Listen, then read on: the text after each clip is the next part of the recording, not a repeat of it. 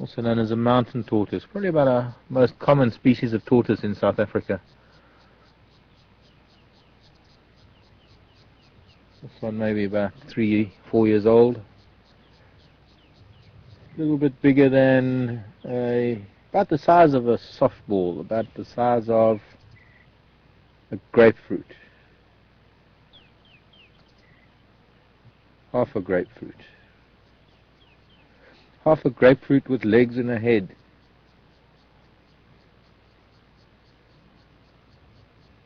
Just crossed a tire track to give you an idea. There's some elephant tracks on the other side of it too.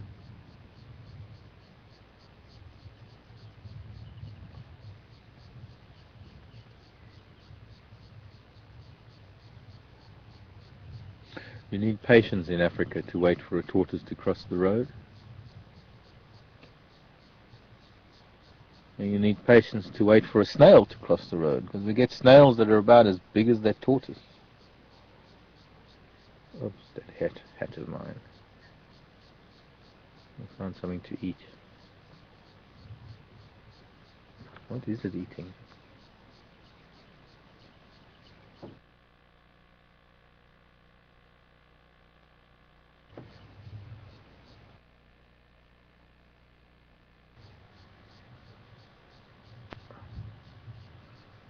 Four-wheel drive tortoise. Interesting. I need to go and see what that was that it was chewing on. It picked something up, chewed it for a bit, and then spat it out.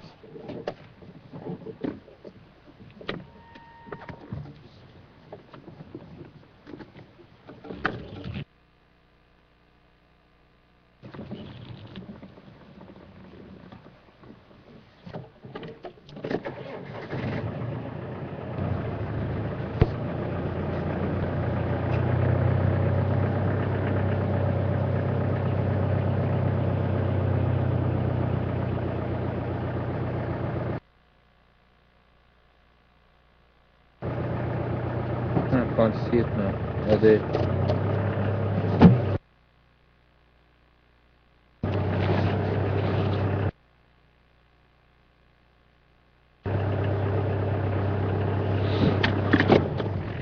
Interesting. It is a piece of bone. It's the toe of an impala, or maybe even a steer, a baby impala. The very, very tip of the toe. The hoof will fit around this. Well, and all the hoofed animals, they only have 2 toes, and this would be one of them. Ends in a point with the hoof, which is essentially the toenail that grows around the last phalange. Interesting little bone.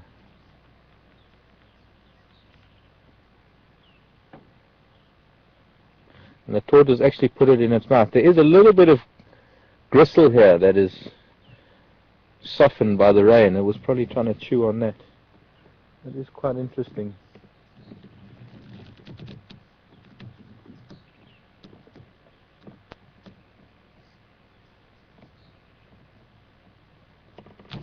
Unusual behavior. This is Weaver's Nest, by the way, almost on Gowrie Main.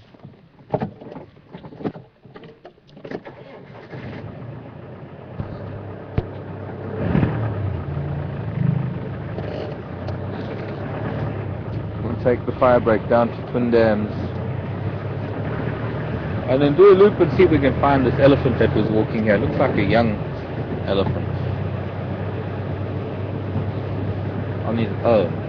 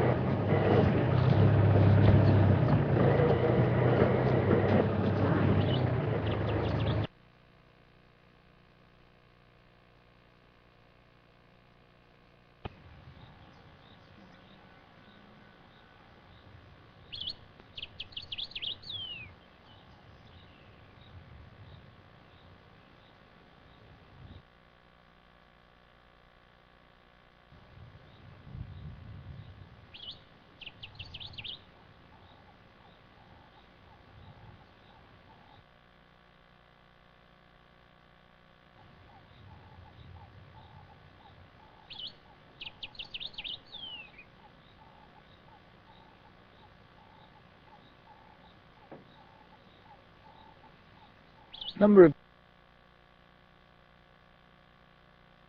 nut-bellied kingfisher. I think it's also known as, I forget its new name. I know it is. We tend to see them in summer when we have seasonal pans filling up. They're not dependent on pretty much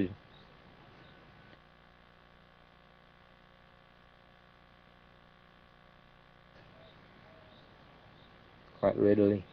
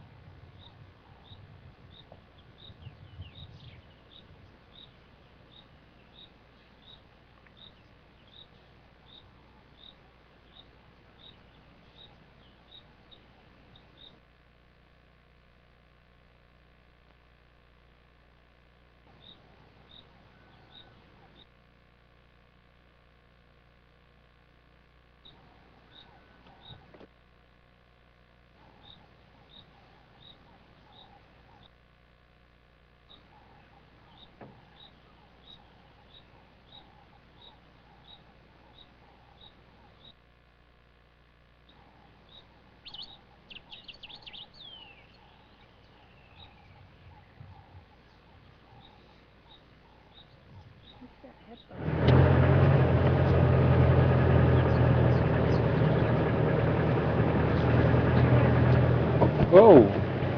Sorry, old man. Moving a track.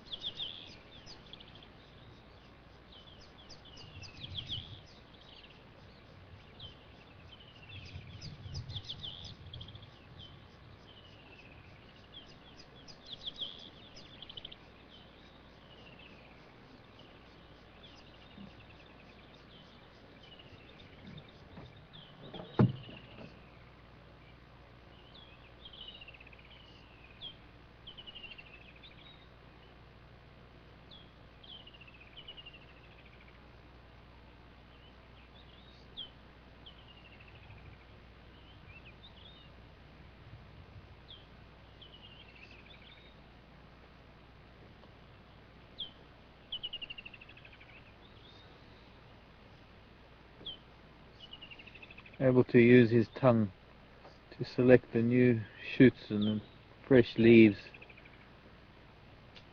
and separate them from the branch itself. That's a sickle bush he's feeding on now. New flowers just appearing. Seems to be eating those too.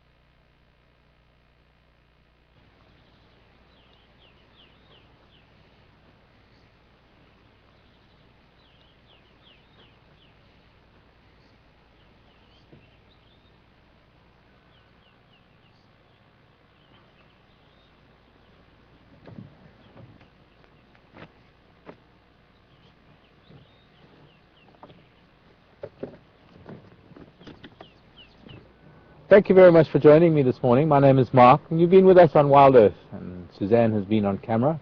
I hope you've been.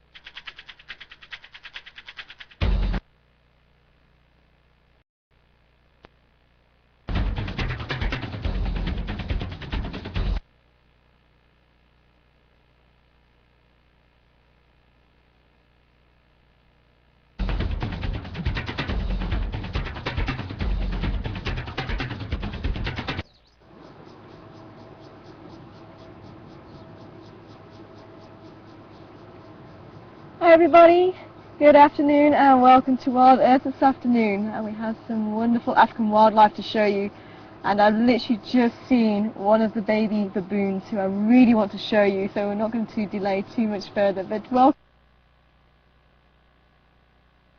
baby baboon. I haven't seen it yet, this is the first time I've seen it, and it is so cute, so let's have a quick look.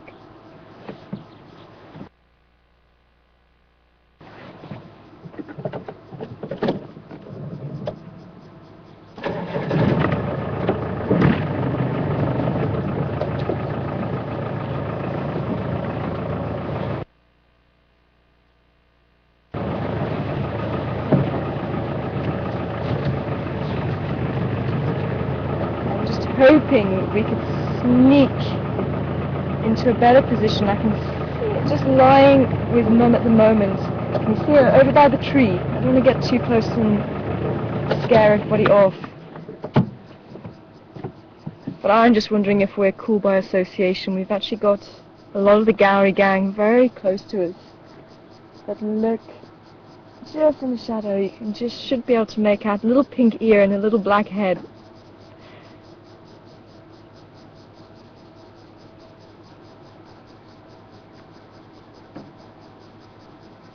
You can see two of the youngsters, probably about a year and a half, 2 years old. That could be Lucy and Huey. Unfortunately, Louie's gone missing. I'm not too sure what's happened to Louie at the moment. Could even be little Jigger.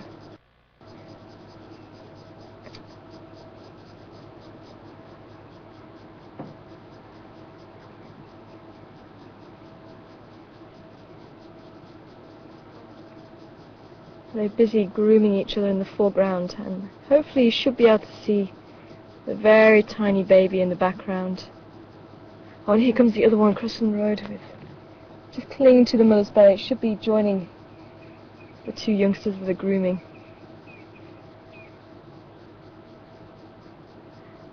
And that could be LB. She looks like she's quite a lot smaller. Ah, okay, I think just judging by what happened there, you could see the female we were just watching with the first baby.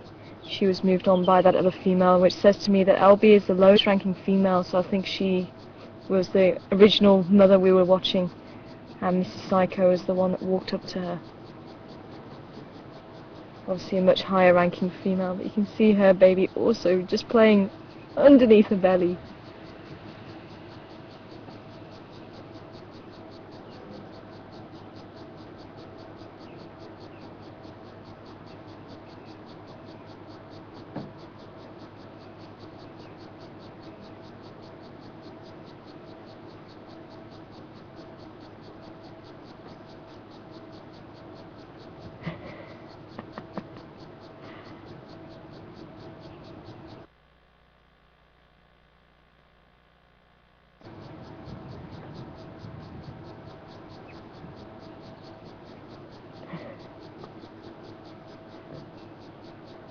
See, the children are so inquisitive over the new one.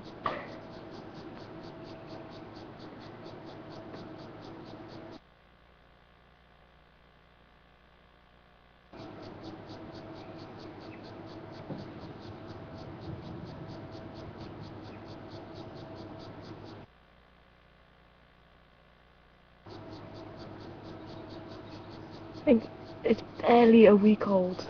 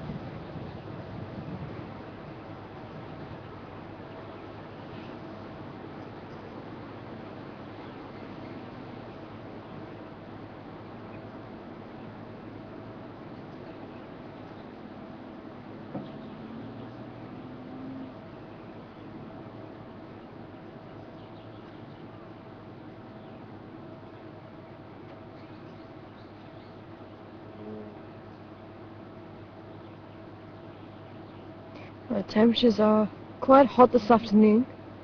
There's a little bit of cloud cover, but we may see a bit of rain later on. As you can see, the baboons stretched out on the sand in the shade, trying to cool off a little bit in the heat. But obviously grooming is one of the very important things in a troop. It helps to strengthen relationships, and obviously helps to keep each baboon in good condition, taking away any of the ticks and other parasites.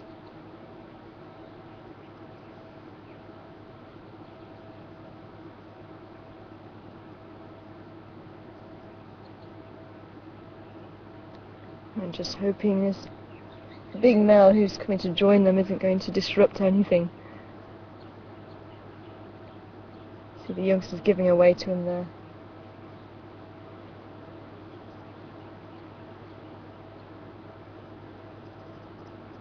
Now, this doesn't look like the big male. I think he's possibly one of the younger males, maybe two-pack. But you can see the female certainly gave way to him, and males tend to be more dominant than females. And in a small troop like this, there's about 12 of them.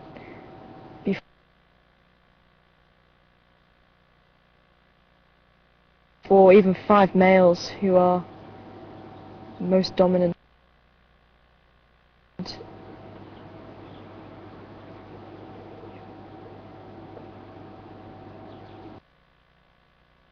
But within that small group of males that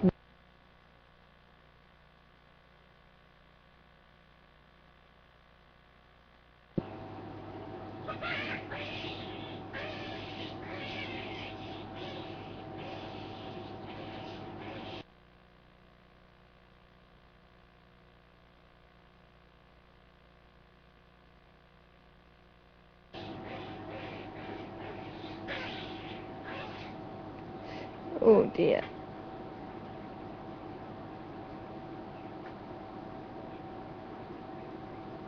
Unfortunately, someone was getting a bit of a beating. I think that's possibly Jigger. He's lost his mother, and Graham's not too sure where she's gone. But unfortunately, without his mother and still being quite young, he's got no one to fight his corner. And even the big dominant male who he had a very good relationship with has almost turned his back on him.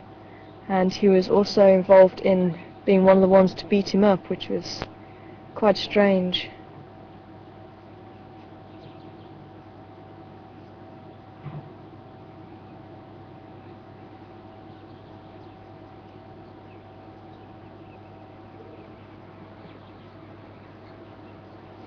I'm hoping if the rest of the troop continue on through the sun, we may get to see the babies out in the open as they cross. It looks like some of the troop are wanting to head further towards the center of the open area. There we go.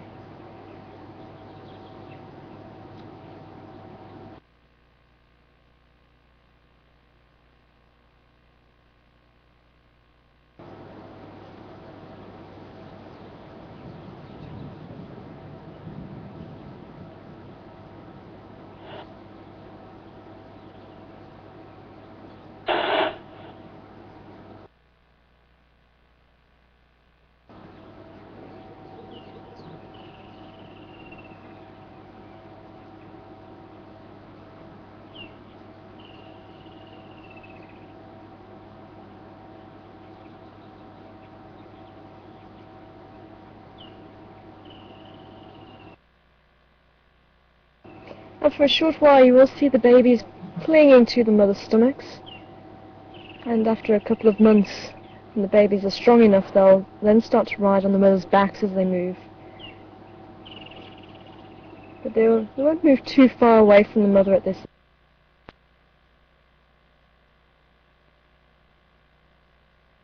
Letting the youngster go too far. You move a little bit because I'm just getting silhouettes all the time. Okay, I'm going to see if we can move slightly. Maybe we're not going to disturb them.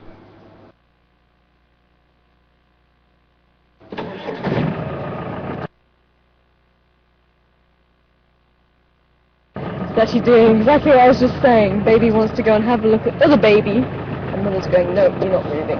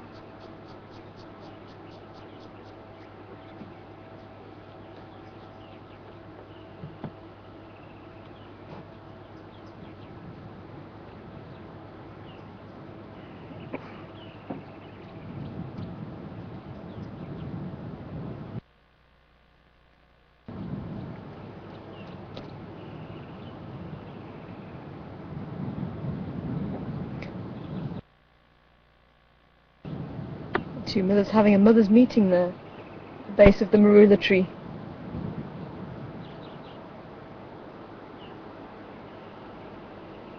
It's funny, the first female almost gave a look to the male that was sat with her, and was sort of almost as if to say, I'm not really too sure what you're doing.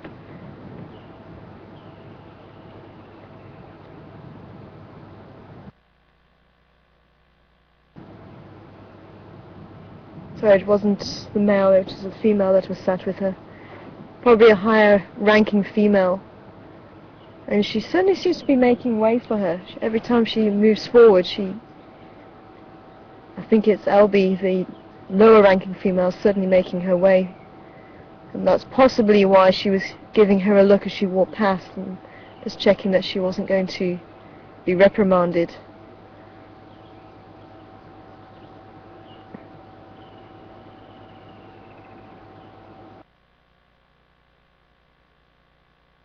See if I can go onto the other side of the road and get a nice view of them. You've seen the big male in the tree just opposite us.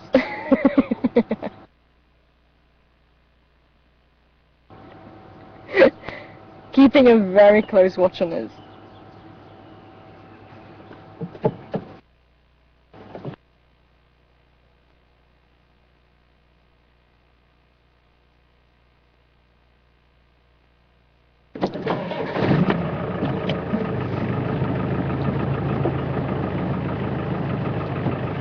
So I'll leave them to their own devices. I'm not going to put too much pressure on them. It's wonderful to see the two new members of the Gowrie gang. I wonder there's a few other new arrivals just to our left. You might just be able to see their ears sticking out over the top of the log there, the baby impala. I must admit, this is one of the best times of year. Seeing all the youngsters.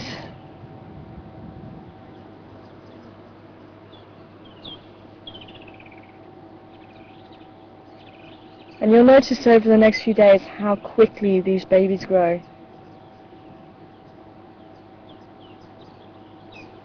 And they'll be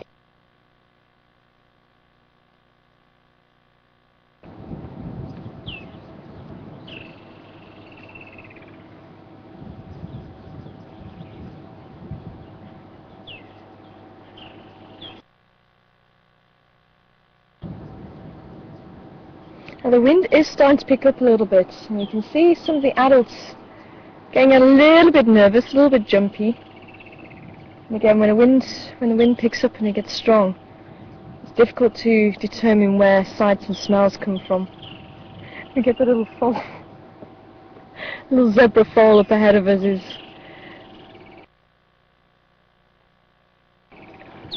giving the larger zebra a bit of a hard time.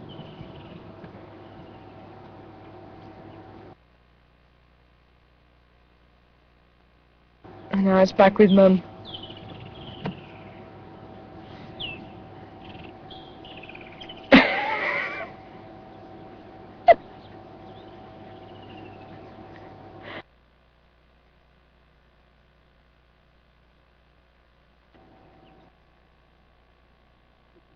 Full of beans this afternoon, eh?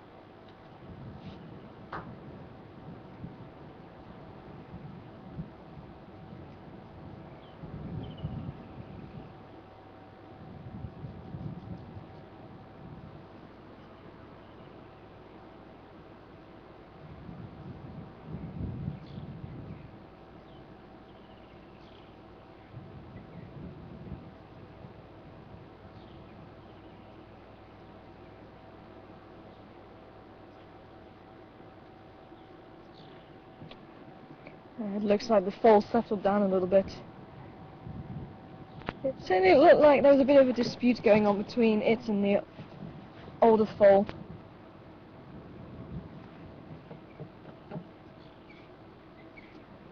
Let's see if we can take a drive and see what else we can go and find this afternoon.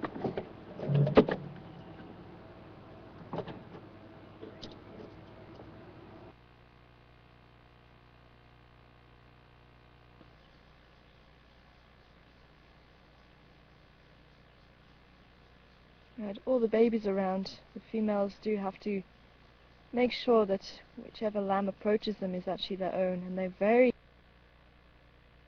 particular about their own baby drinking from them. They won't allow any other lambs to drink from them.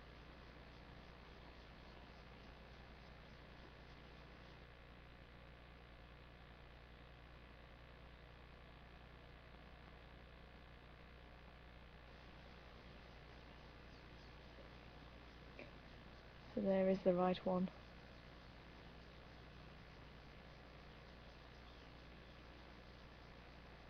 See, nudging away the other youngster who's also trying to get some milk there.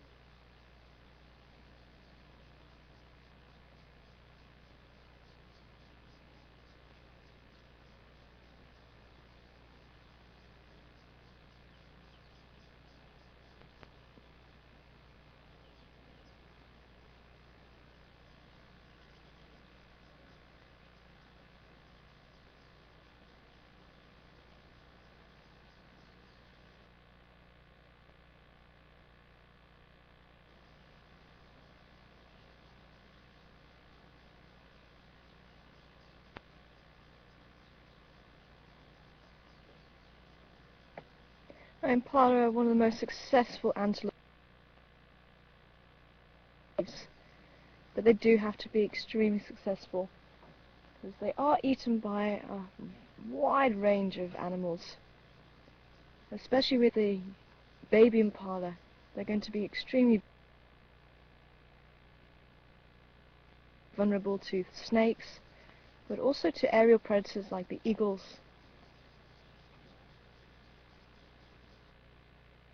Obviously hyenas and even jackal will be moving around, especially in the cover of darkness, trying to see if they can pick off one or two of the babies. Leopards also will be enjoying the amount of food that's available at the moment. Maybe even a lion, if they're hungry enough, they may snack on a baby impala or even an adult impala.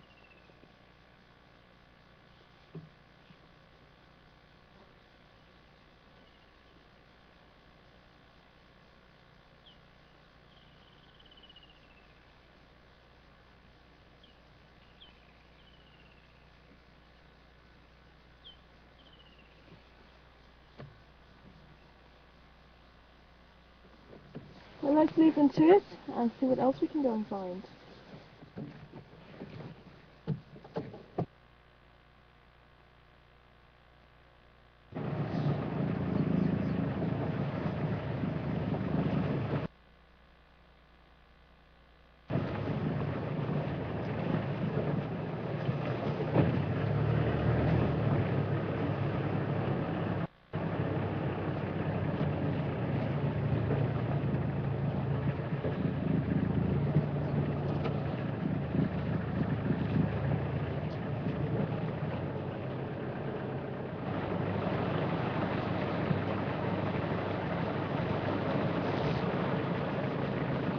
See if we can pull alongside and see if it'll allow us to do that.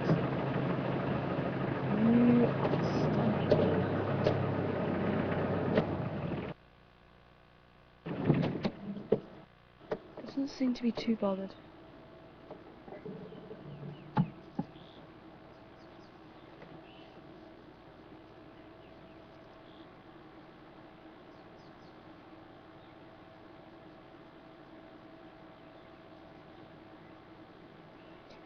Kudu males are known to be quite shy, so I'm actually quite amazed that he's allowed us to get as close as we are. He's actually joining. There is another male on the other side of the road.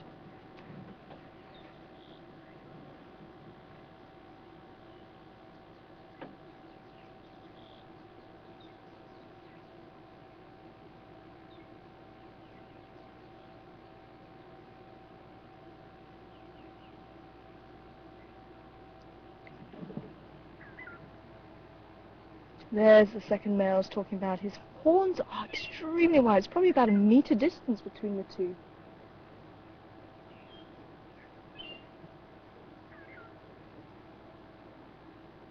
And there's our original male.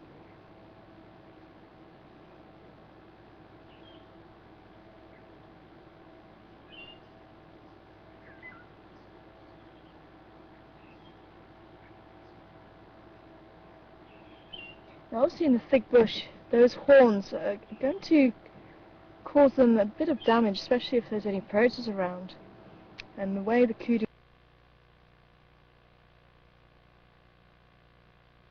of the body while they're in the bush, so they freeze, and hopefully predators aren't able to detect them. But if the important for it, and obviously living in the thick bush, there is going to be a lot of low-hanging branches, and the possibility of those horns getting caught up in those branches is obviously quite great. So to try and avoid that, they'll actually tilt the head back and rest the horns almost horizontal to their body, so they're able to run through the bush without having those horns get tangled up.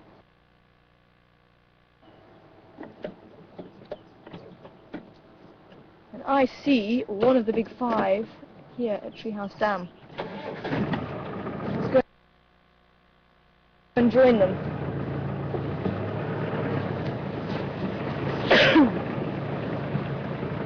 Somebody was asking a few days ago, where is all the buffalo?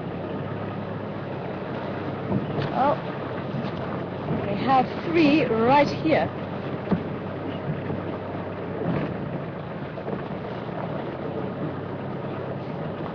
I think should we go around the other side and see if we can get them from that side? Otherwise we're going to have the glare of the sun.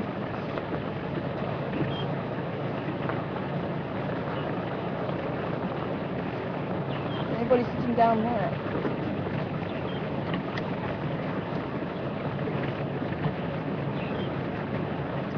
I've got Sri and Yari at Treehouse Dam.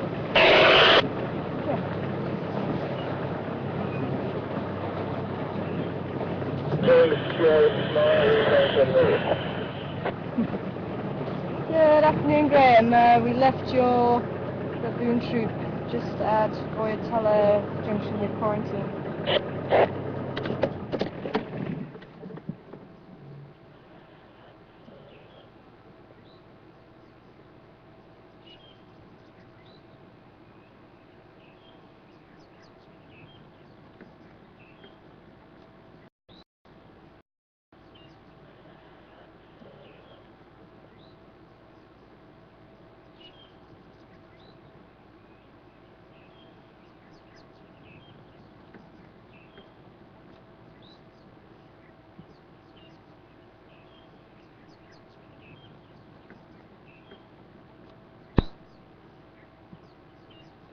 And these old boys don't seem to be too bothered by our presence, so I'm just going to pull a bit further around and just see if we can sit opposite this male and try and have a look at his face.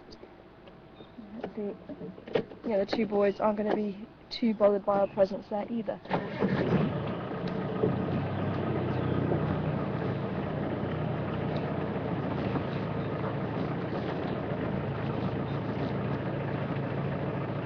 Obviously, just as we were saying earlier, animals have to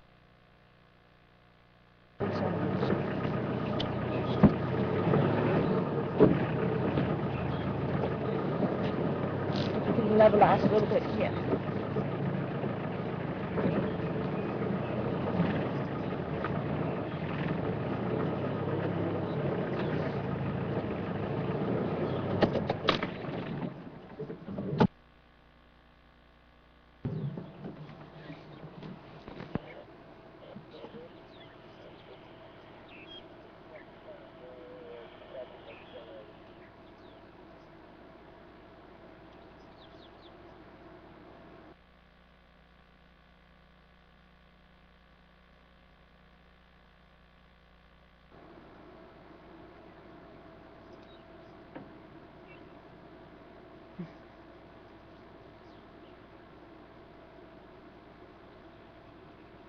barely even a look.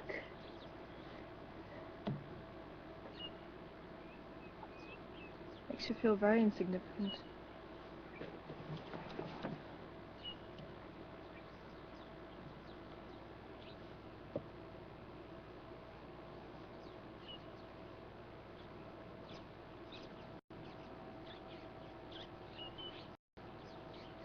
Probably very similar.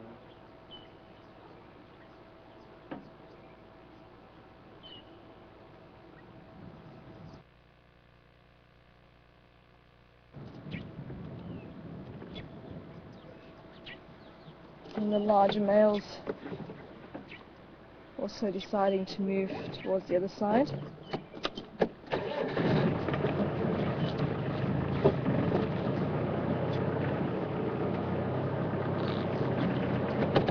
Look at this.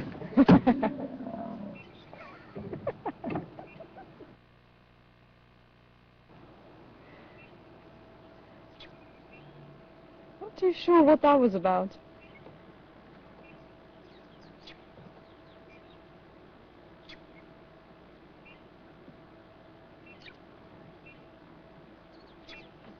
Whatever it was, he had a lot to say about it. And obviously with all the lush green vegetation, all these having all that lush green vegetation in their stomachs, and obviously all the nutrients with it, so we are seeing more runny stomachs at the moment, and runny dung.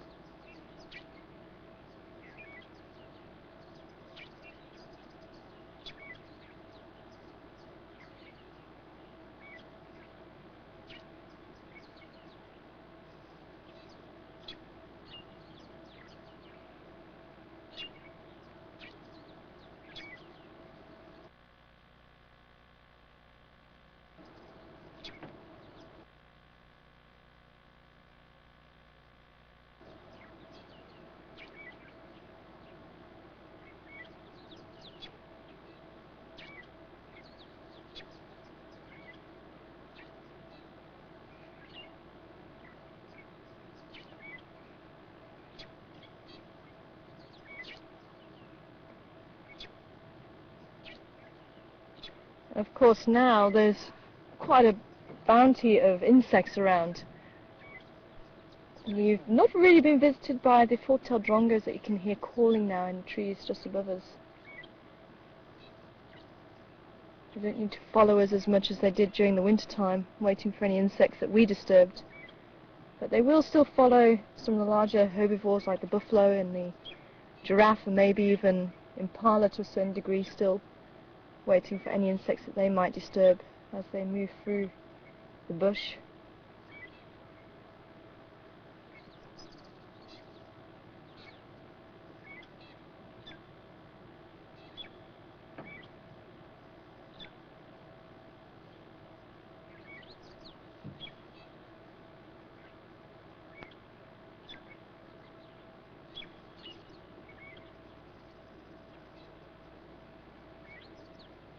The order of the day: sit and ruminate.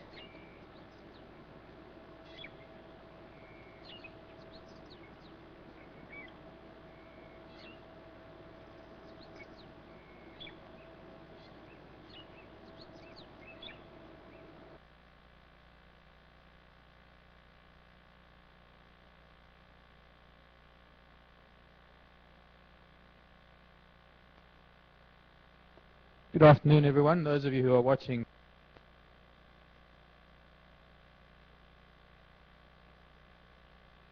working on it at the moment. So at this stage of the game, we are still here.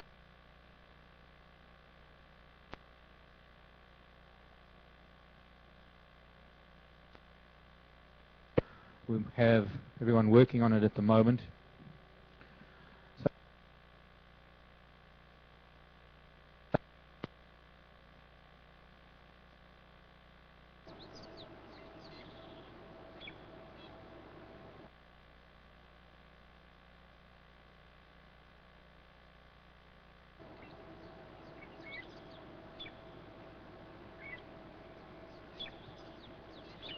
A blacksmith lapwing just coming into shot there, and it just walked off again. Black and white bird.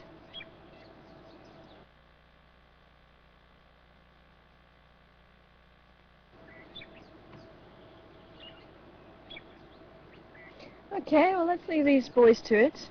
I'm quite keen to try and cover some ground today, see if we can find any more tracks from Karula.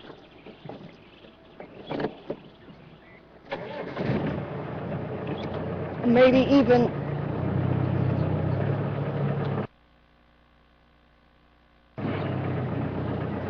the elephants.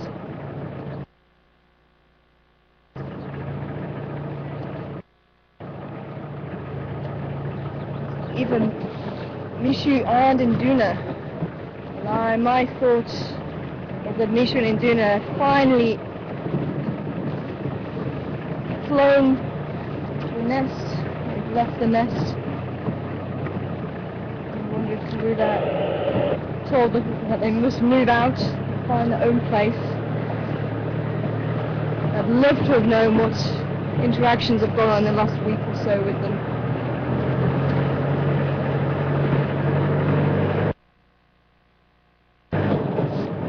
But it has only been a week, and we did go a week and a half, maybe 2 weeks since seeing them the last time, so we shall have to find out. We'll have to sit and wait and see if there is any tracks or anything that's seen of them to really be able to say for sure if they've gone for good or whether they're just scouting out new areas and they're still coming back to the mother's territory. Oh, nice. Get these dung beetles. There's actually one starting to roll its ball. Be able to get it there. And there's lots of ants running around. There's quite a close.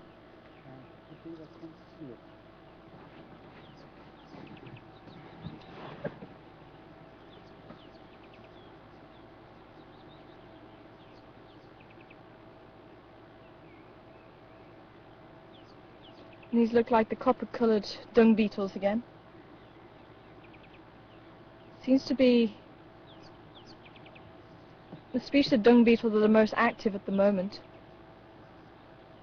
And each dung beetle will have a favourite dung to go to. And the reason why they're making these balls is to lay eggs so that there is something for the larvae to eat once they do hatch.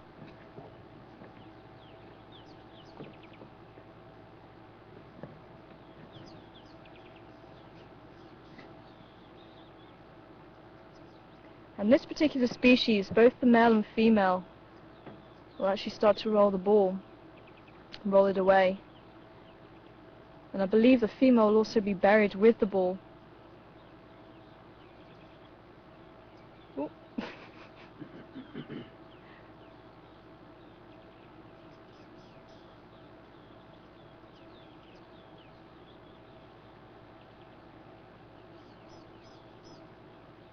Hi Brian, great to have you on board this afternoon. Apparently I beat you to it.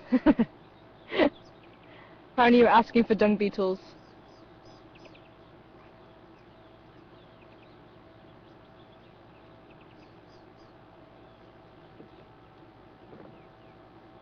I know a lot of people are asking, are dung beetles around? And they most certainly are. We're seeing them a lot. And I think I even saw the the plum dung beetle, which is very similar to this dung beetle. I forget, there's one that's more, it's got a more serrated front part. I forget which one it is now. It could be the plum. But they are nocturnal, whereas the copper-coloured dung beetles are diurnal, which is why we're seeing these guys out and about this afternoon.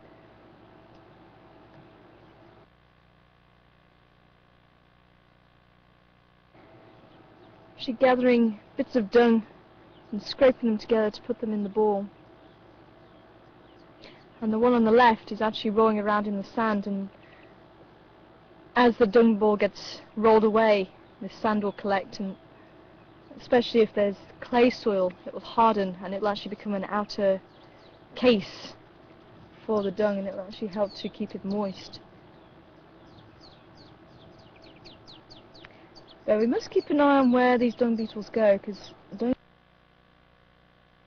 beetles and the larvae is actually one of the favourite food sources of the honey badger this time of year.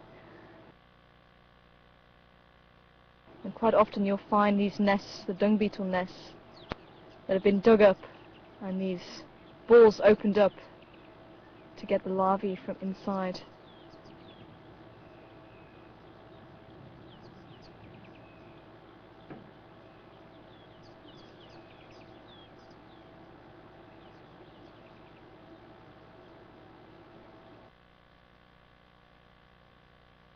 So it helped to keep them, well, help them to first of all produce the dung ball, but then once they start to roll it away, they'll actually use the back legs to steer it, and they'll use those powerful front legs to push it.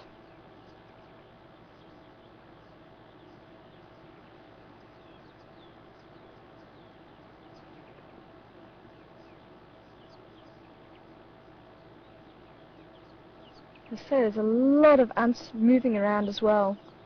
With all the rain, they're on the search for food. And I can see there's actually an ant's nest close by the dung. Remember, ants aren't the ones that make these big termite mounds, or the big mounds of soil.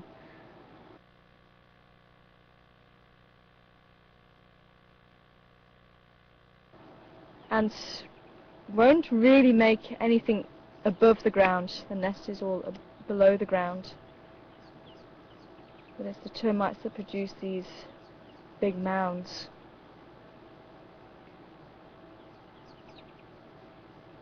And just see there is the entrance to the nest for the ants. Just to the left, I think, of the dung. There's also an entrance a bit further below the dung too.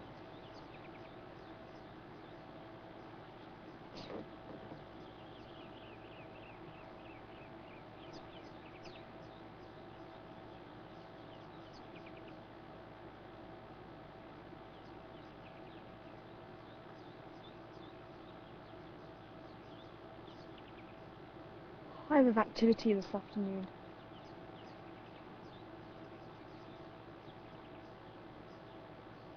Now these dung beetles also look very well seasoned. Now I have seen dung beetles which must have been their first time out, and they'll take a flat, dried out piece of dung and expect to try and find a mate with that. So you can see the dung beetles have had a bit of practice. They'll start.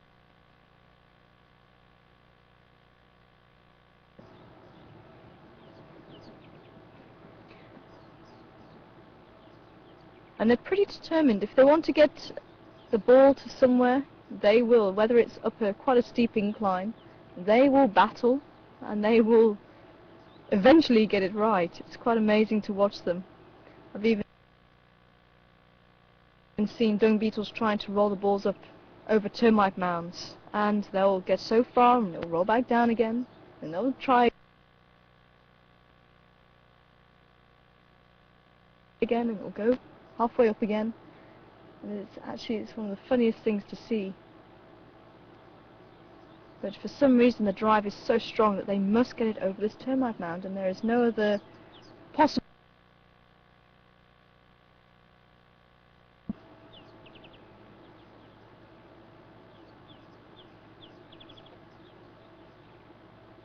But obviously the more care they put into making this a perfect ball, the less energy it takes to actually roll the ball.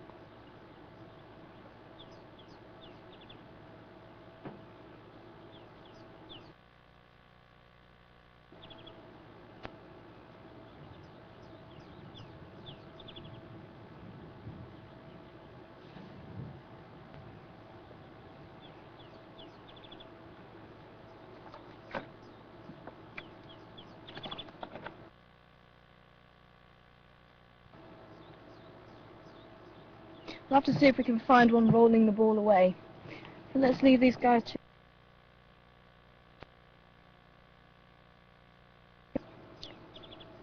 And we'll see if we can find another dung beetle.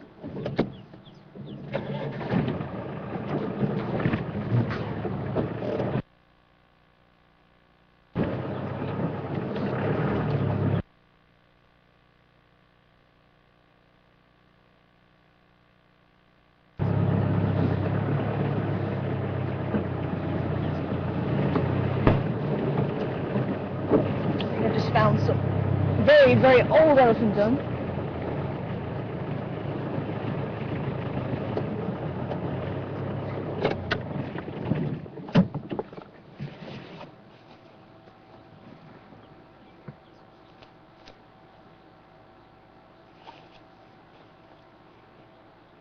Put that piece on there.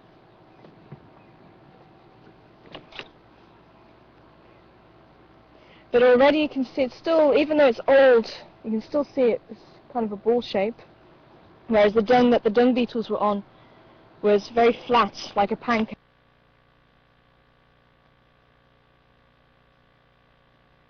These large pieces of undigested food, and especially pieces, this would have been before the rains by the looks of it. There isn't really much variation there, but bits of wood, bits of bark, and also this time of year you'll find pieces of fruit, leaves, all sorts of things actually inside the elephant dung. And the elephants, depending on obviously the size of the elephant, but they may take in about 150 kilos of food for a very large elephant, and maybe only digest 40% of that. So what comes out the other side, matter inside the dung, because it's partly it's not digested. And in times when, if ever you're stuck in the bush in a survival situation, it is possible to take the fruit that the elephants have eaten and that hasn't been digested. You can actually take full fruits, marula fruits and other fruits, out of the dung, wash them off and eat them if you're in a survival situation. So that is elephant dung.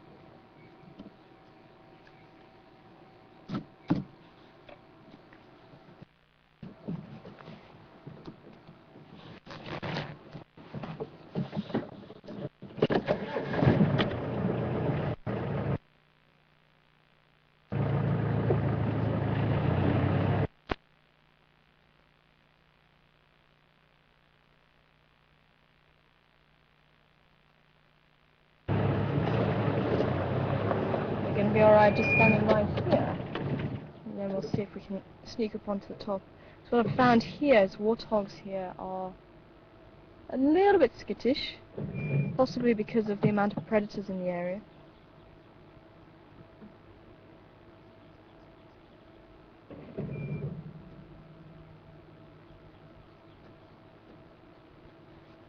This is a nice big nail, and you can see it's on what we would class as the knees. It's actually the wrists. Trying to get a better angle at digging up the vegetation with their nose, because their neck is so short.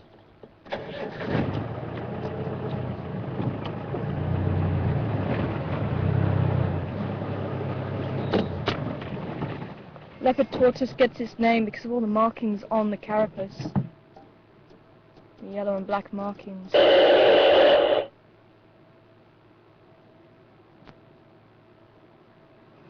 I'll see, I'm hoping I'm not going to disturb it, but I'll see if I can just stand next to it so you can get a size comparison.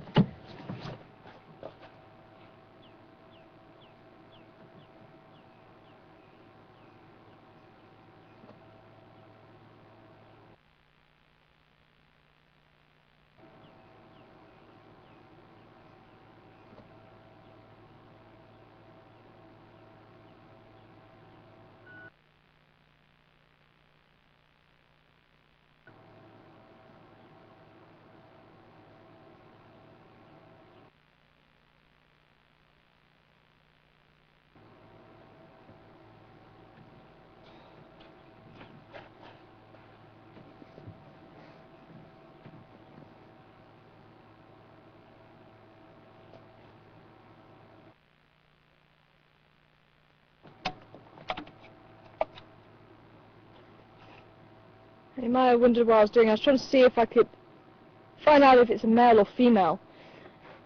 And that one did look like it was possibly a male. I could see just the underside of the shell, the plastron, where it's slightly concave, and that allows the male to be able to man the female a little bit easier than what it would be if he had a flat. And the females do have quite a flat underside. It looks like that could have been a male. I don't know if you could notice on the front of the legs, and obviously that's going to help them back, and they'll have this sort of the armour almost facing out, and hopefully you could have seen that on the legs as it was walking. Now we try not to interfere with the tortoises, so that's why I don't want to move him around and pick it up, but as I say, hopefully you did see it quite nicely. So that makes 4 tortoises, 5 tortoises including the one that Mark saw, 2 leopard tortoises and 3 hingeback tortoises, which is very nice to see, and it's great to see them out and about. And obviously with this hot weather, that means the reptiles are going to be able to increase their body temperature and move around looking for food, and that's obviously why we are seeing so many reptiles. And as I say, I've been seeing a lot of lizards darting across the road.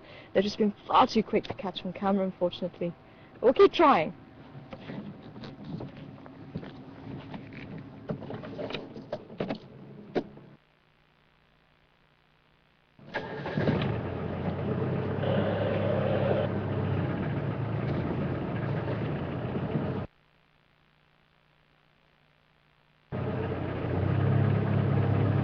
We have some Nyala, little male Nyala with a few females. Oh, there's a small baby Nyala there.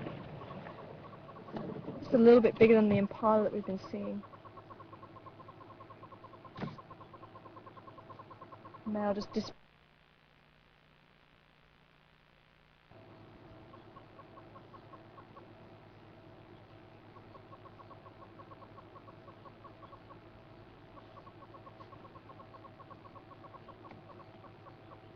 If you get a bit confused at which is which, Nyala, bushbuck and Impala, even kudu, then look on the side of the body of these Nyala and you should see stripes as well as spots, and this beautiful chestnut brown colour all over their bodies. Impala have 3 colours on the side of their body. They have the dark and the light brown as well as the cream on their underbelly. Dark brown on top, light brown around the middle. Kudu, you won't see spots on the side of the body, only the stripes, and there's quite a colour difference between the neck and head and the rest of the body. Wow, this is quite a big herd of Nyala. And then bushbuck, also you won't see this many bushbuck altogether. Bushbuck are quite solitary antelope. But they won't have the stripes on the body, they'll have the spots. And sometimes not even any spots.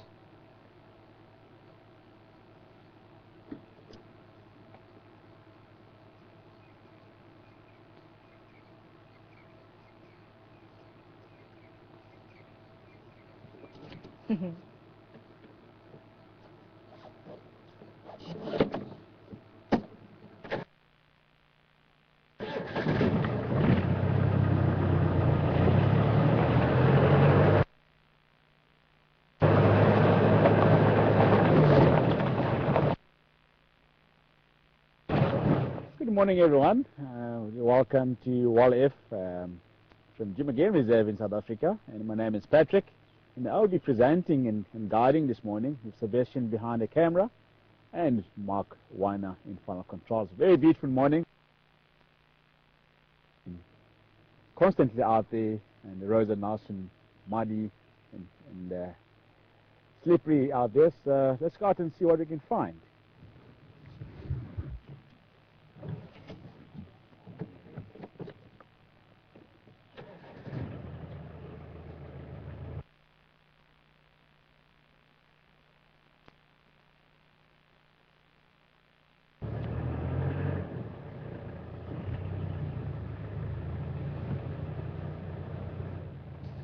Okay, we have a leopard tracks here on the ground here.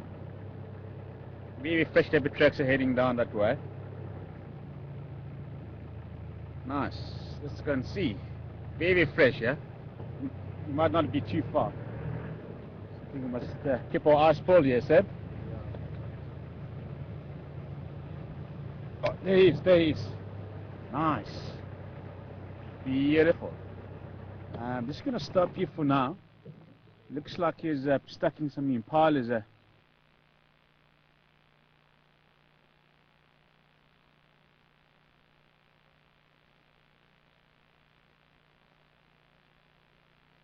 Just looking at the size of this leopard here. Must be a female. Beautiful, eh? You won't be able to see the impalas in the foreground because they're deep in the bushes, they're grazing, and at the moment they are unaware about the presence of the leopard. They aren't alarm calling or looking in this direction, so they are feeding at the moment. So I'm just going to stay here because I don't want to interfere with the hunt. Beautiful, yeah.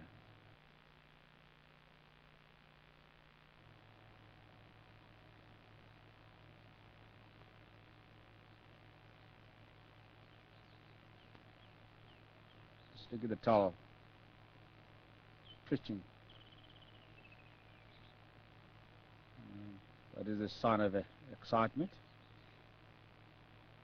especially when the leopard is on the hunt. You see the tail constantly going side to side, ears facing forward, concentrating on the hunt.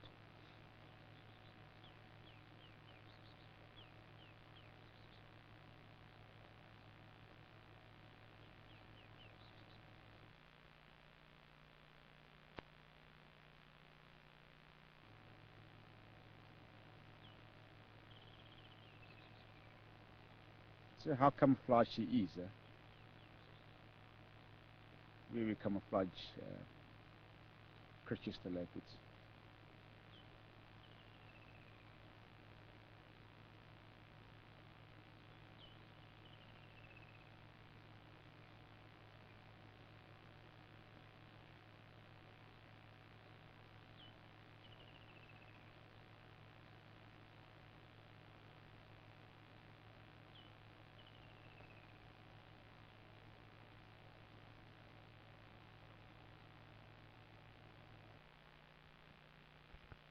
Following and the communicating mechanism, especially when the leopard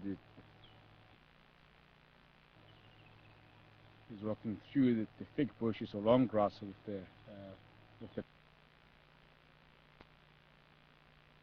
white contrast behind the ears and again on the tail tip, visible for the cubs to follow the mother through the long grass and thick bushes.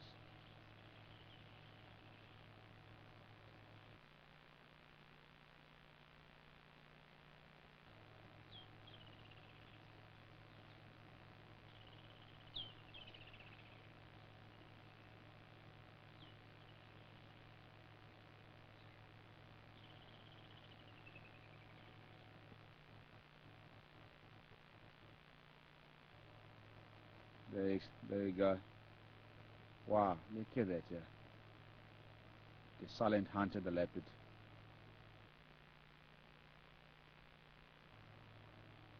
Now we can barely see it.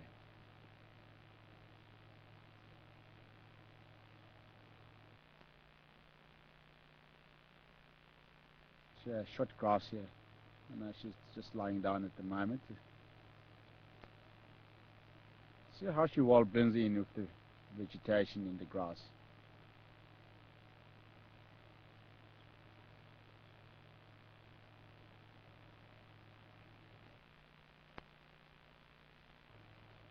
It would be nice to see a kill, and I haven't seen a kill in a long time, yeah. So I'm just going to stay here for a while and see what will happen.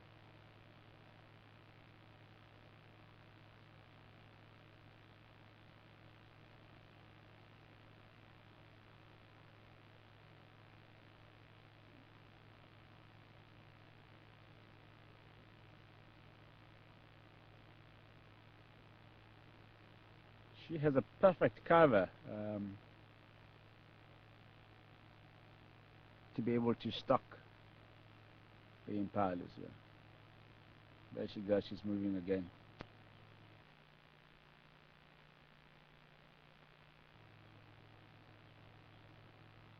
It looks like one impala they're suspecting something here.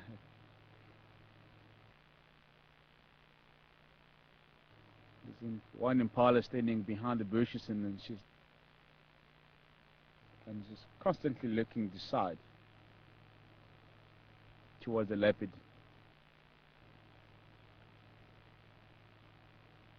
She might have either spotted or smelled the leopard.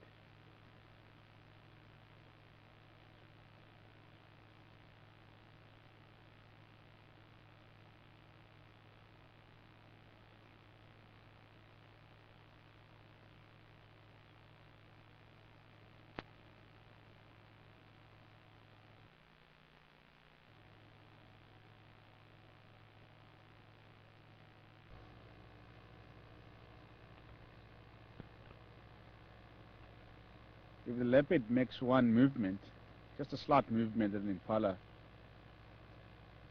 will see her and will start going crazy.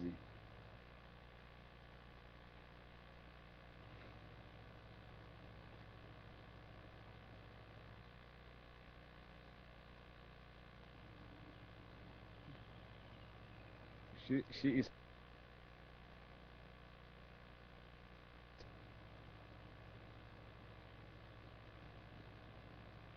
looking at that impala in the foreground.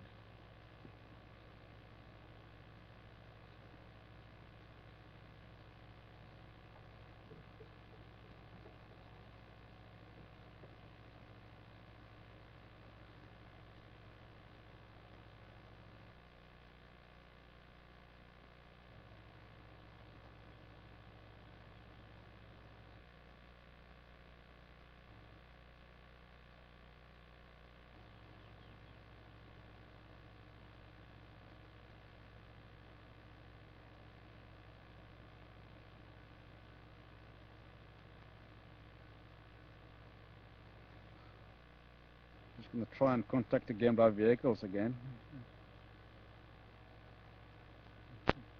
Let them know about the leopard over here.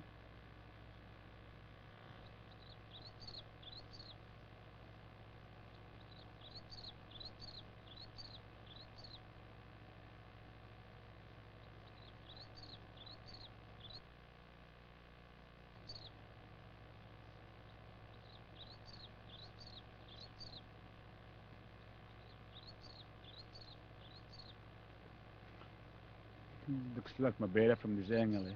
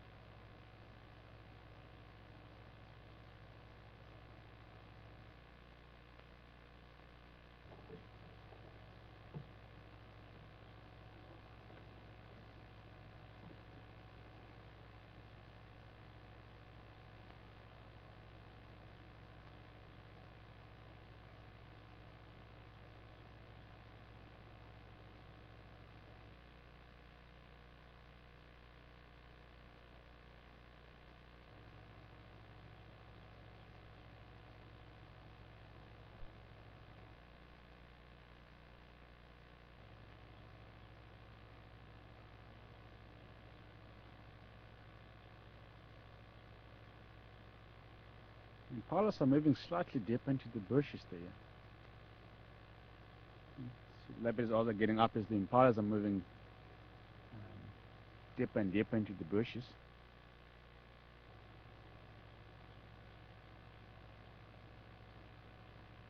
It will be a privilege for the leopard if the impalas move.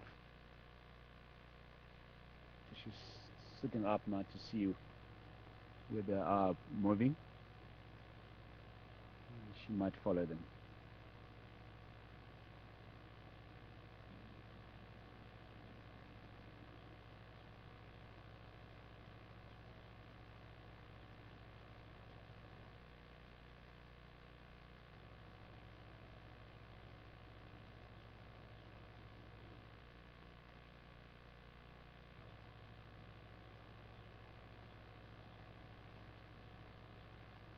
She's gorgeous, yeah.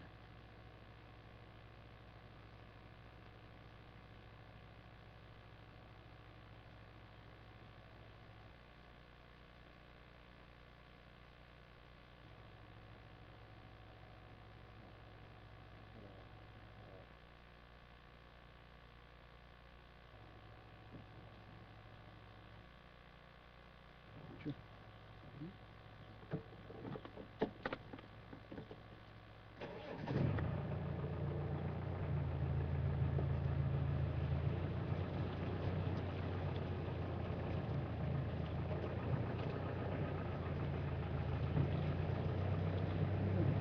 I'm gonna try and cut through here, but I must be very, very careful because the ground is very, very wet here. Now, I don't want to interfere with the hunt. This is definitely the mother Karula. She's heavily lactating.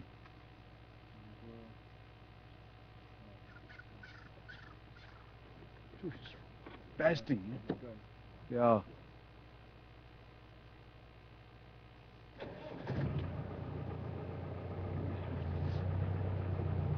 Just do a loop around there, Seb.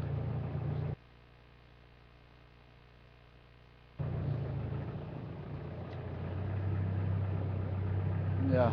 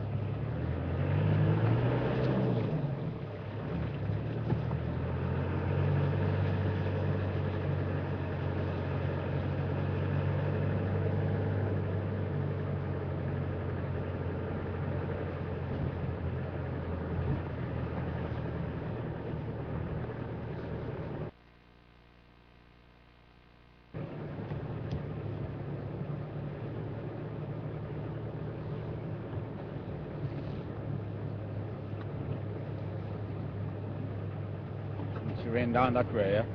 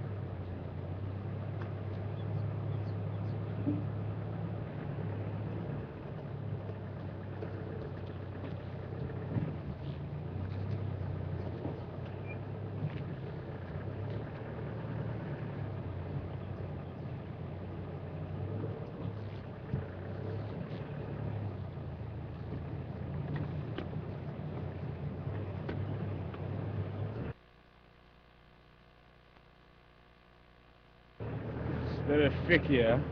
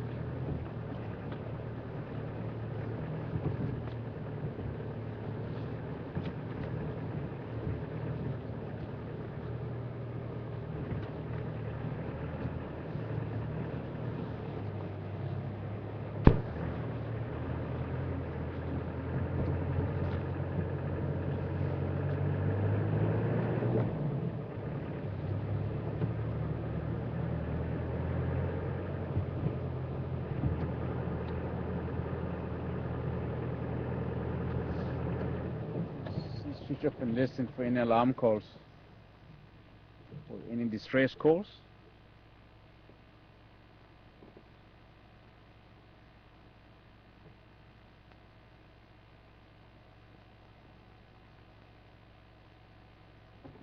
Nothing.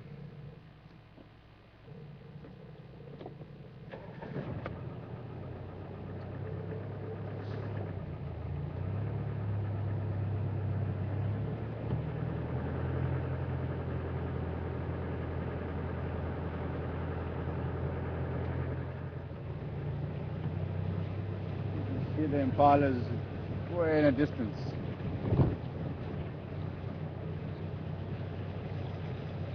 I don't know if it's the same head of impala that the this one. Possibly the different head of impala.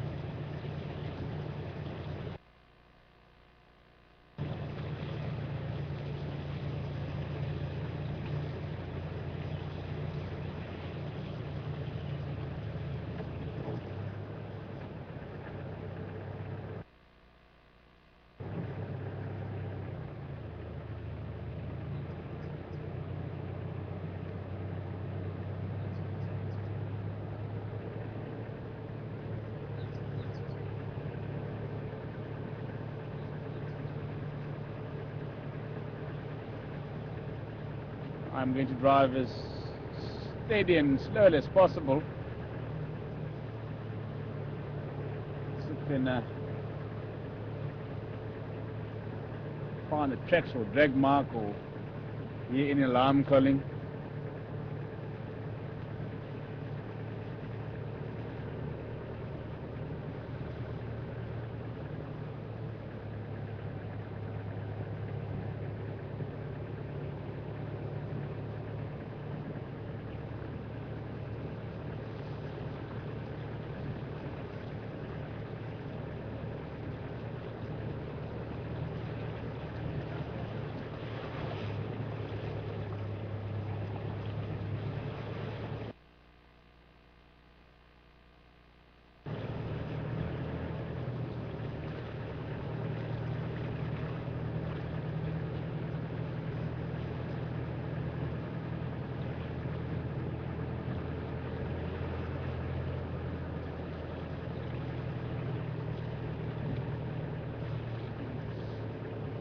This is exactly where we were earlier, yeah?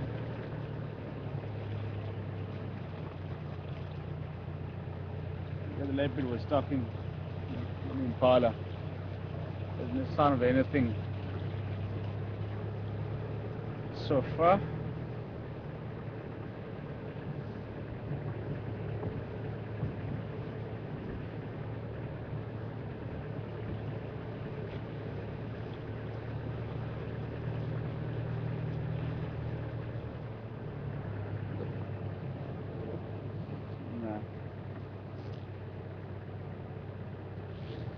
I am going to give up.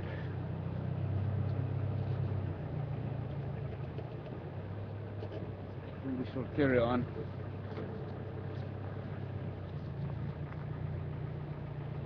We have tried our best, yeah?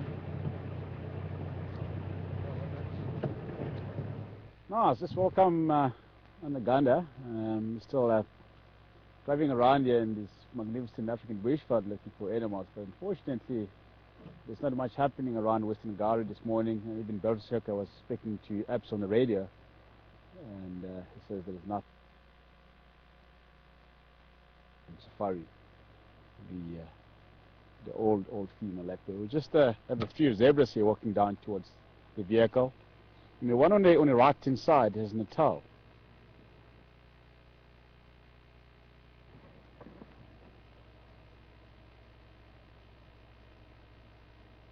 It's actually a stallion with Natal. The two mares.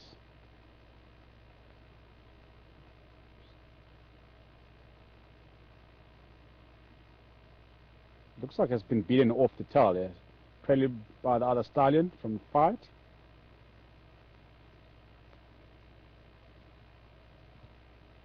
Just standing behind.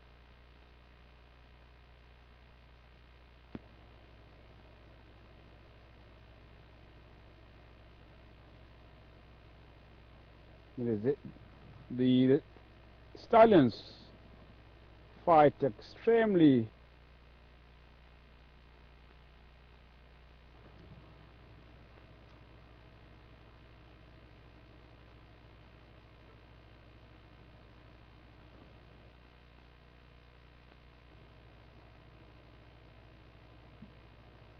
the teeth are very vicious. They can do a severe injury on one another.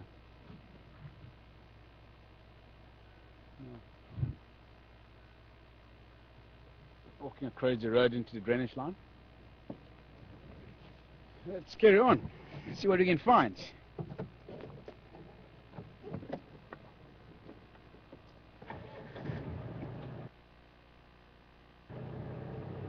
I can feel the sun on my face.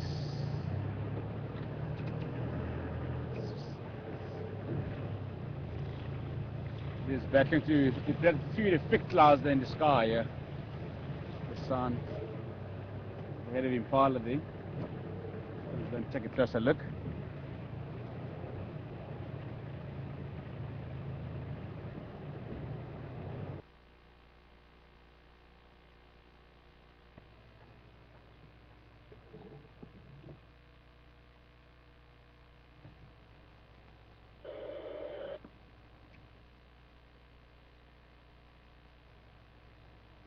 Very beautiful landscape. Perfect habitat for the impalas, zebras, wallabies, baboons, and warthogs.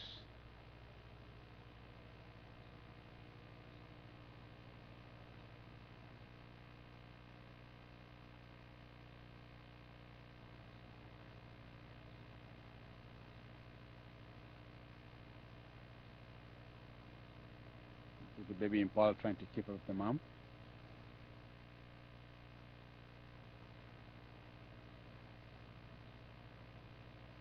It's quite a few babies there actually.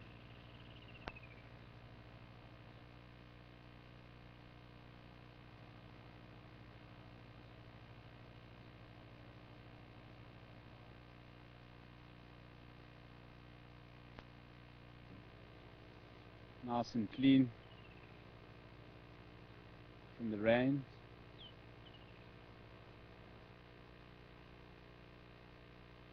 See that little baby impala chasing the height of the ibis on the ground.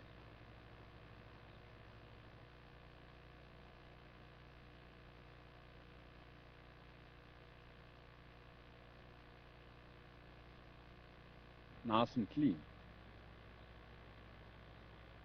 And as a result, they have a less parasite and ticks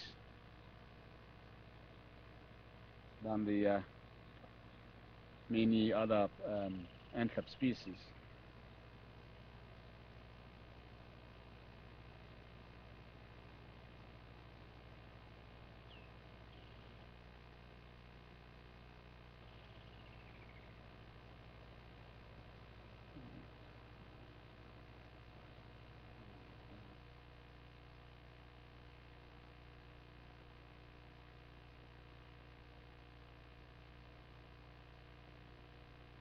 It's in the general direction of the Engel's house, or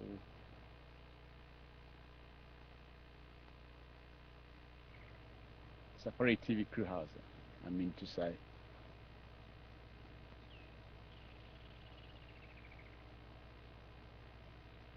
Alrighty, let's move along.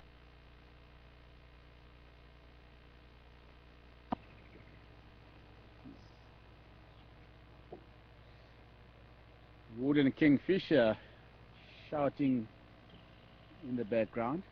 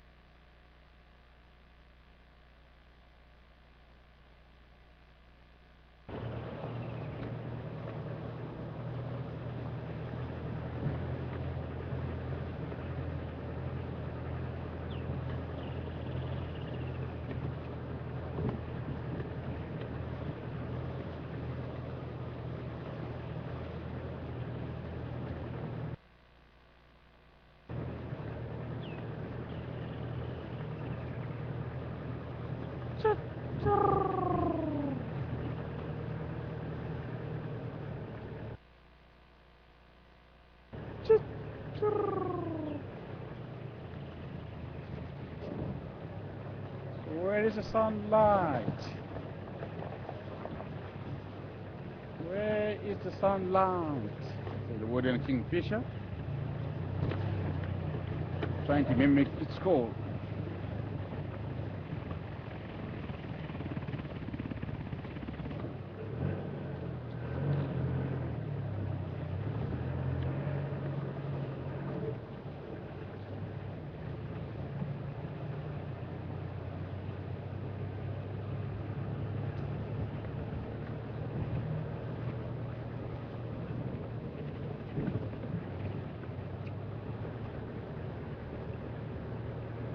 Yeah, we are on Central Road at the moment, so we're going to do Gowrie cut line towards Wilson cut line and head west towards Gowrie Gate and see what we can find in that part of the world. And yesterday afternoon there were a couple of elephant bulls that crossed over Wilson cut line to the north.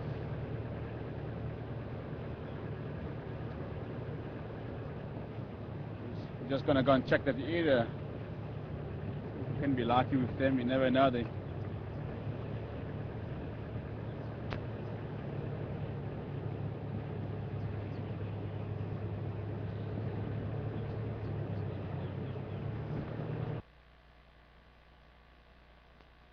That means we're gonna smile and giggle.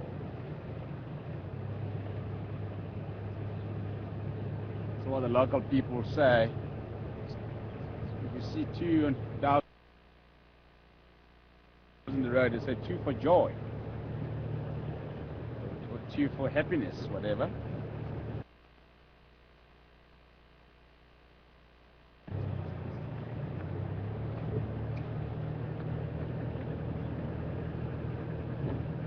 And one dive, they say 1 for sorry.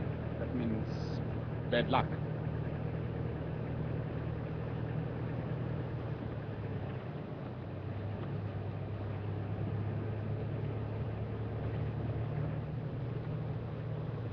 Courier down the road.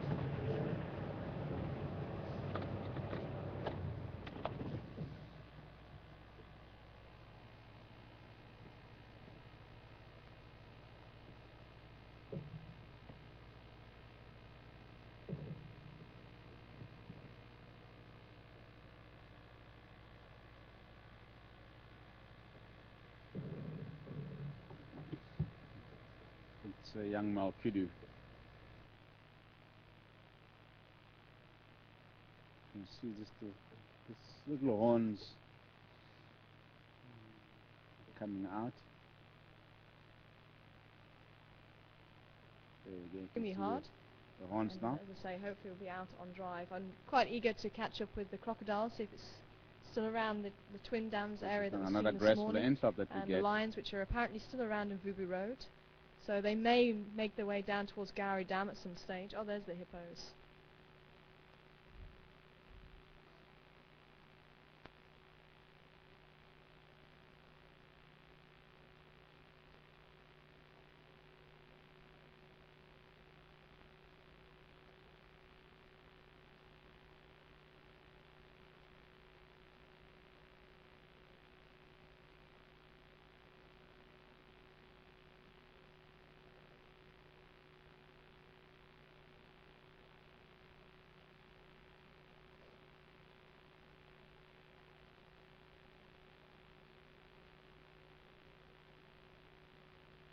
And hi to Jizz. Just coming in there. And if anybody else has just come in, then hi to you too. Sorry, the chat's going quite quickly now. I'm struggling to keep up. If there is any questions that I may have missed, then send them through to finalcontrol@safari.tv. I'm trying to keep up with as much as possible. And hi to anybody else there in JTV. I'm just flipping over to see if there is anybody there. And Sarsaparilla and Wiley seem to be having quite a nice chat there. I don't know if anybody else is around. I'm still struggling to get into the Ning chat room, but Nora and Jackie, if you're still around there, hi to you. And if Colin or Steve's also there.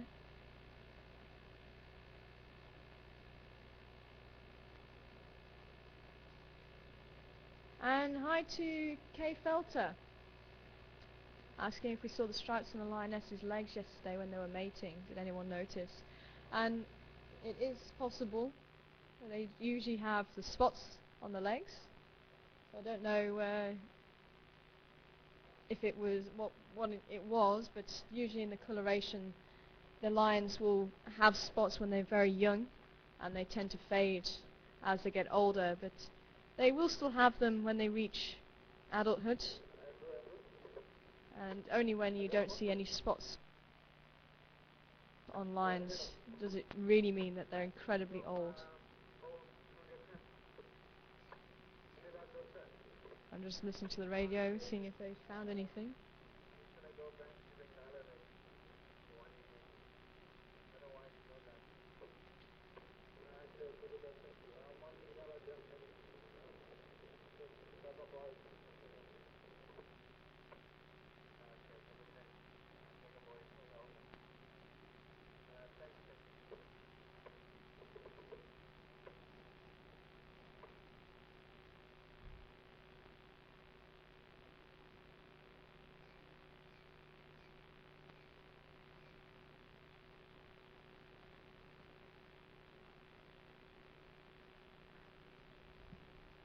I'm just going to have another look around the dam, see if there's any more movement. Maybe see if the lions are walking down to the dam. It's still quite hot, so probably not. They're probably still sleeping underneath the shade, but you never know.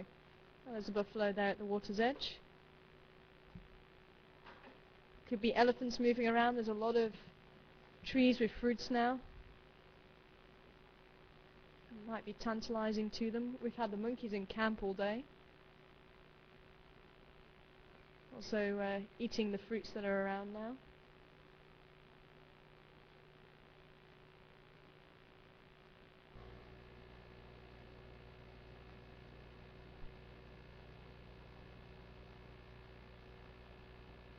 And hi Brian, that sounds quite an interesting one. You've got a millipede with alternate cream and black on the cover. Sorry, I don't know where that one came from. On the cover of the millipede. Oh dear. I should be put back in my box. But yes, it has cream and black segments. And wondering if it is a different species or a younger version. And there's quite a few different species of millipedes. I've seen quite a number of different colours. I've seen chestnut brown and black stripes. I've seen cream and black. So it will probably be a different species, but I'm not entirely sure what species that is. I wonder if I can actually find out for you in the book.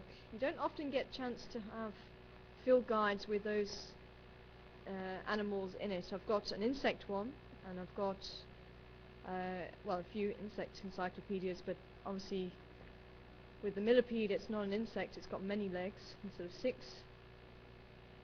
So I'm still looking for a field guide that has different species of ticks, because I've seen a couple of species of ticks here and I'm not too sure what species they are. So it'd be nice to find out. And we've got reptile guides and snake guides and frog guides, but I've yet to find a millipede and centipede and all those types of animals, a guide to them.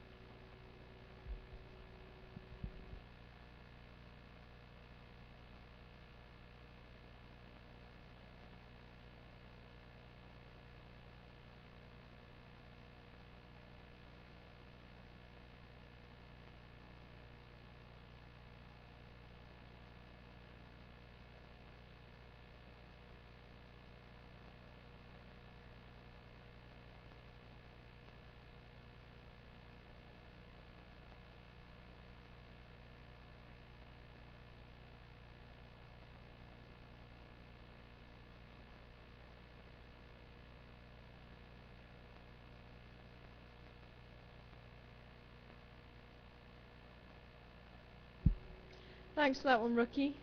Be careful of the bont-legged tick. Carries Congo fever and you die. That's nice to know. But as I say, I've yet to know how to identify the bont-legged tick. Ah, bont means spotted. Thanks, Mark.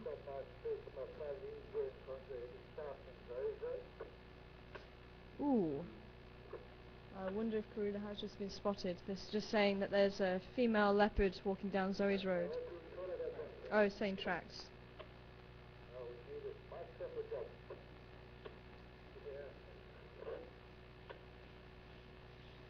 So I wonder if that is Karula, or it could even be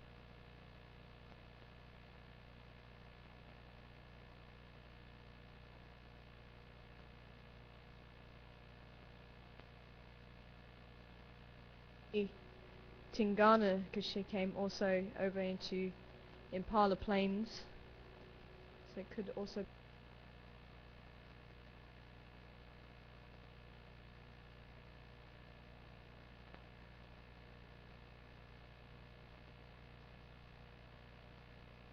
be her tracks. And hi to Puppet Girl and Ivy.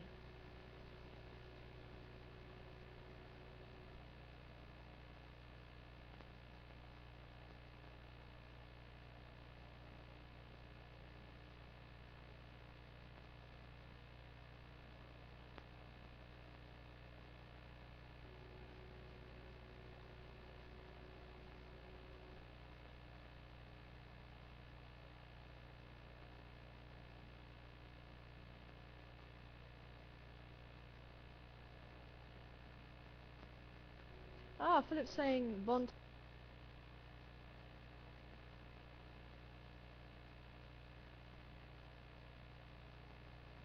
means multicolored. Ah, Bontebok.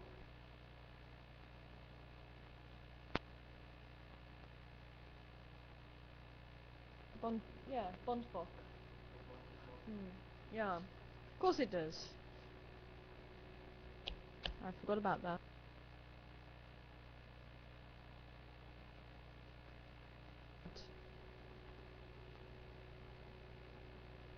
So you have the Blesbok and the Bontebok.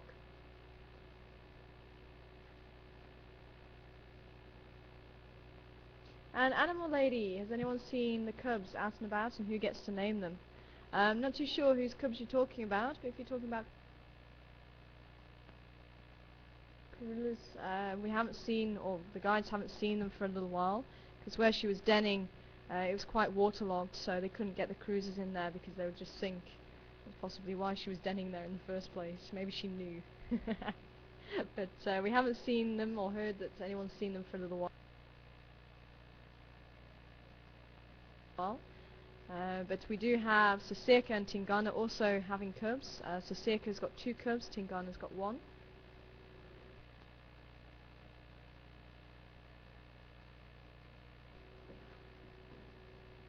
And I believe Safari, the grandma. No, not the grandma. The great grandma. There we go. Thinking that didn't sound quite right. Karula's the grandma, and Safari is Karula's mother. So the great grandma. I think she's still around. I think she still has a territory to the west of where we are. And hi to Clown Sharon. Great to see you there.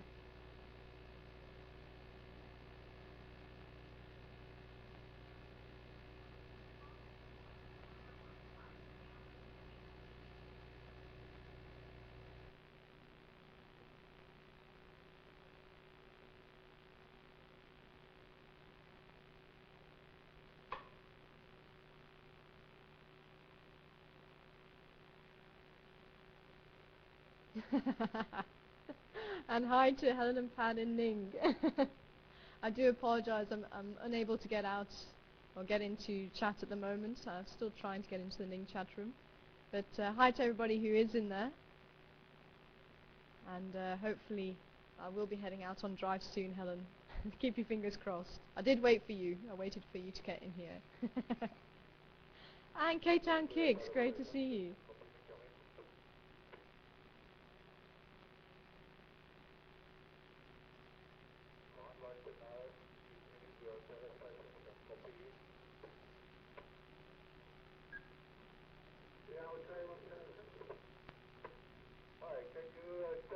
I'm hoping there's going to be a drive today. I think the guys are just testing it out. Keeping my fingers crossed. Hopefully we'll be out on drive soon.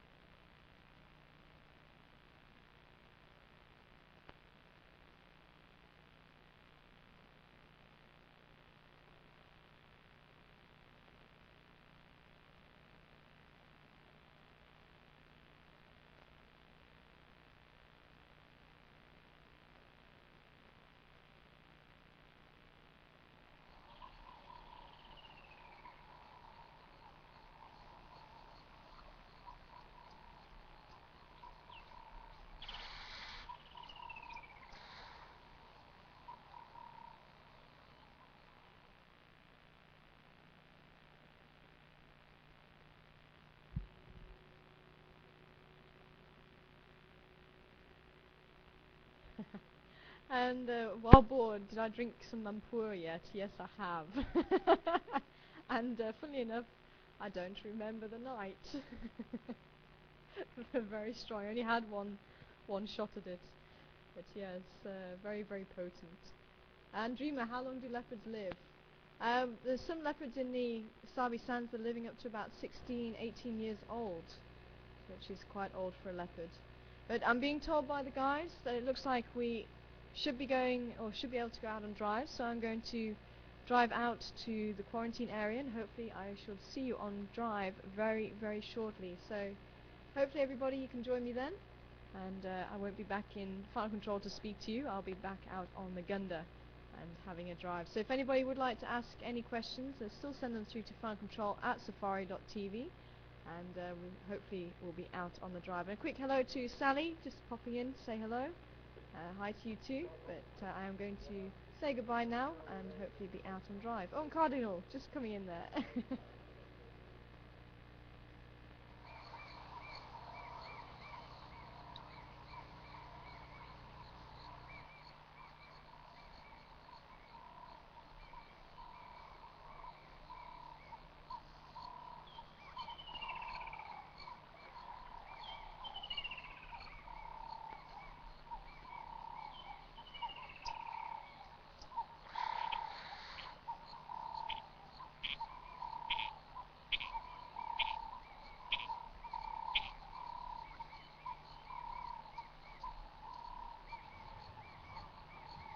One of these bulls choosing a little patch of water that's developed after all the rain right next to the road. A temporary mud wallow that over time is actually going to become a lot bigger as each buffalo or elephant or rhino lies in the mud, takes away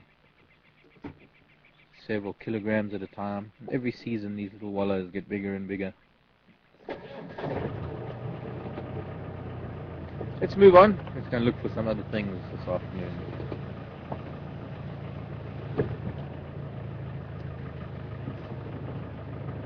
Interesting life in these little ponds. I can see there's a whirligig beetle zigzagging around the surface of the water. Very interesting beetle, the whirligigs. And with them a bunch of other insectivorous, or rather aquatic insects. Some of them insectivorous, some of them vegetarian, some of them fish-eating. But the life of an aquatic insect is rather unusual in that for a lot of them, they can live in the water and they can fly, but they can't live on land. They become very ungainly on land. quite a remarkable thing how these insects can go from water to the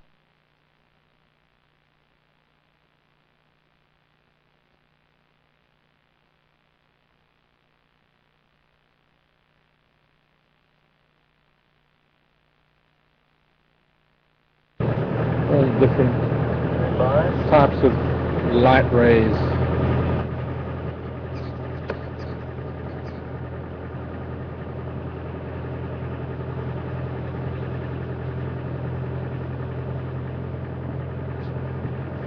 One of the reasons why artificial light is so destructive to the lives of insects, because artificial light throws horizontal rays of light that cause a grid with vertical rays coming from the skies, creating a grid that confuses the navigational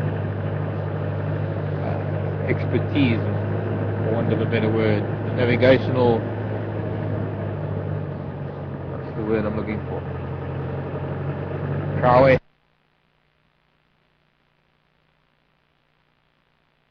Where they're normally guided by that kind of light that comes down from above. Of light causes them to fly in ever decreasing circles. One of the reasons why insects fly towards light. It's not that they're attracted to light. It's more a case of they don't have much option. Their brain is wired to fly in a particular pattern. And with artificial light, it just draws them closer and closer to the light.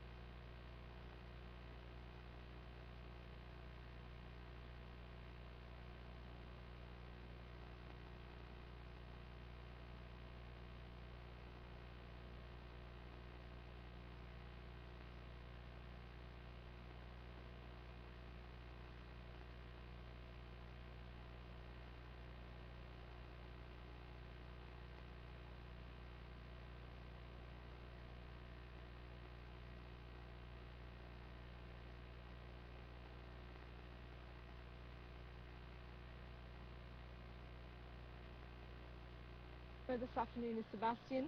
So welcome back, Sebastian, from Leeds.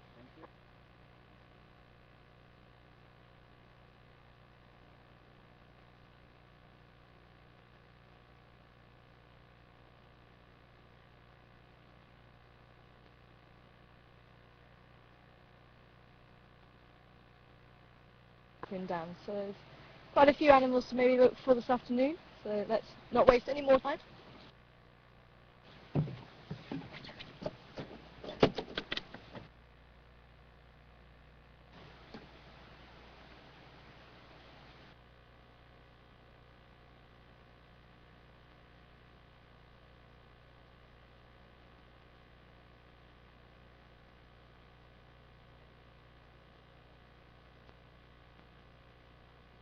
If anybody's just joining us, wonders which lines have been seen, it's the Nkuma prides and the Gajima males.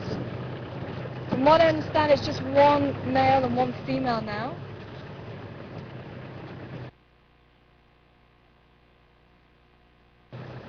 I don't know where the rest of the pride are. But this is the closest water source, and I'm just wondering if they'll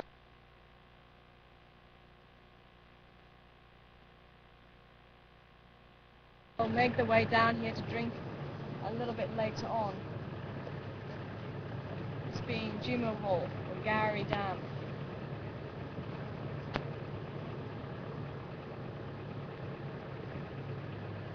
If anybody wants to watch the movements of the buffalo and the hippo,